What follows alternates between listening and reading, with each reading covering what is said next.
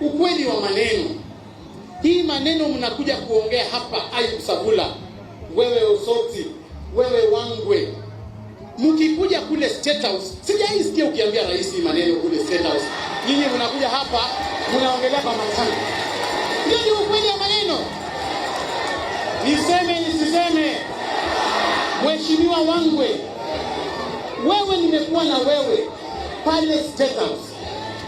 Wewe Wangwe, wewe nimekuangalia nikakushangaa sana. Hii maneno unasema ya taxation, hata hukutamka neno moja mbele ya rais.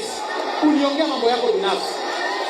Wewe Sabula, jana nimekuwa na rais, umenipigia simu nikiwa na rais. Mambo ambayo unaniambia ni kwamba 2027 unataka ujiunge na serikali, ati kwamba rais ni 10 years. Haukuongea hii maneno ya taxation kwa hiyo simu. Yes. Na mkiamua kuaibisha rais wetu, pia sisi tutawaaibisha.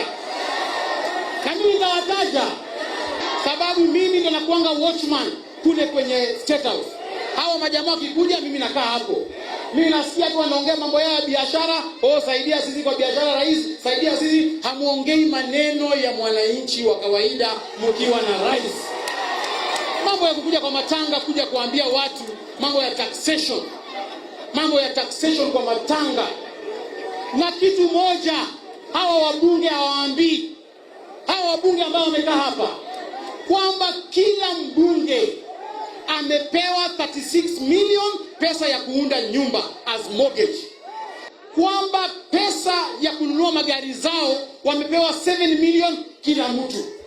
Sasa ile kitu tunasema ni hao wabunge watupatie tu shilingi 2500 kila mwezi tusaidia wananchi. Sasa hivi wanataka kusaidia wananchi.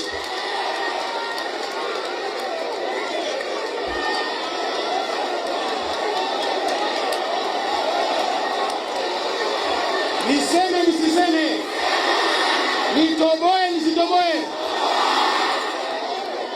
Mheshimiwa Wangwe, wewe unapata mshahara ya 1 million. Serikali inakuambia utoe shilingi 2500.